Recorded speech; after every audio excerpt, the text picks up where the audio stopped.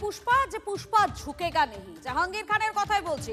গতকাল তাকে এসটিএফ একেবারে বিদেশে পালানোর ছকটাকে বানচাল করে দিয়ে ধরে নিয়ে চলে এসেছে।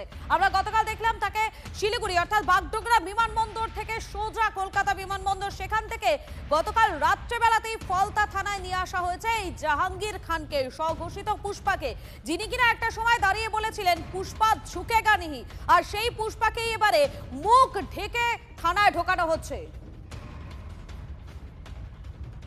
শুভেন্দু রয়েছেন আমাদের প্রতিনিধি আমাদের সঙ্গে। শুভেন্দু, জাহাঙ্গীর খানকে তো নিয়ে আসা হয়েছে ফলতা থানায়, সেই ফলতা থানার বাইরের ছবিটা এই মুহূর্তে ঠিক কেমন? নিরাপত্তা ব্যবস্থা কিরকম রাখা হয়েছে সেখানে?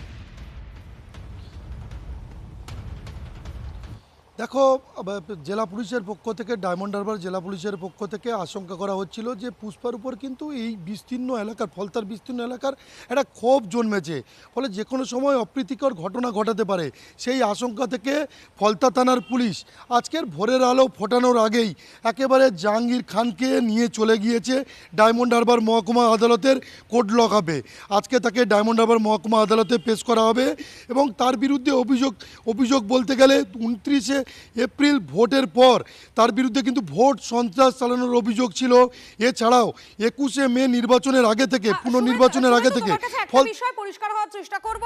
গতকাল আমরা দেখেছিলাম যখন জাহাঙ্গীর খানকে গ্রেফতার করা হয়েছে, এই খবর যখনই প্রকাশ্যে আসে তখনই আমরা দেখতে পেলাম যে একটা জনরোষ, একটা ক্ষোভ, সেই ক্ষোভটা ফেটে পড়েছিল সেখানে। সেক্ষেত্রে কি জাহাঙ্গীর খানকে আজকে যদি বের করা হতো, দিনের আলোতে প্রকাশ্যে নিয়ে যাওয়া হতো, সেক্ষেত্রে কি আরো একটা বিশৃঙ্খলা পরিস্থিতি তৈরি হতো, যেটা আজকে আগে থেকেই পেয়ে গিয়েছিল পুলিশ?